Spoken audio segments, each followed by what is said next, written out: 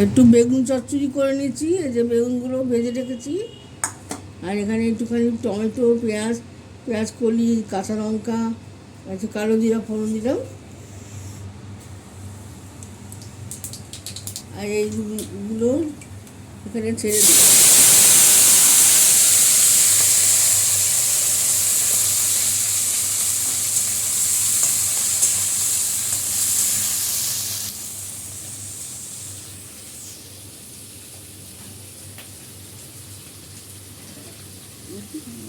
একটু নুন দিয়ে দিচ্ছি।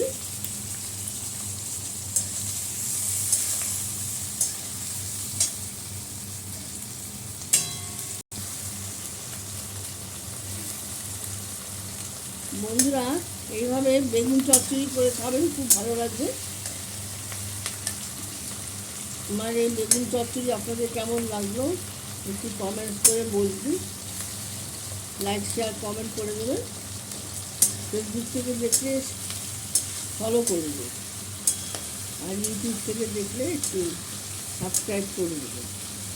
আর এরপর সব আমার সাথে যুক্ত হওয়ার জন্য একটু ট্যাগ করে দেবেন, তাহলে আমার রান্নাগুলো আপনাদের কাছে একটু মতন পৌঁছাবে না। অনেকে এটা কমপ্লেন করছে।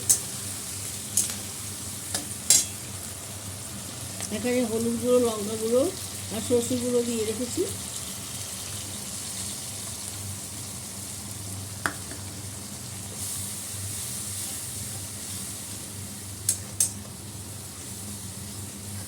বেগুনগুলো ছেড়ে দিলাম।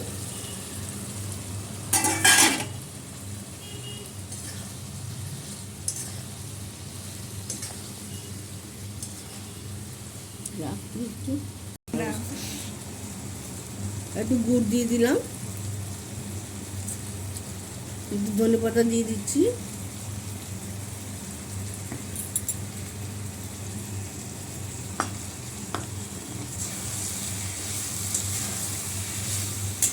এইভাবে বেগুনটা বানিয়ে নেবেন, খুব ভালো লাগবে খেতে। বন্ধুরা, আমার রান্নাটা হয়ে গেছে, আমি ব্লগটা শেষ করলাম।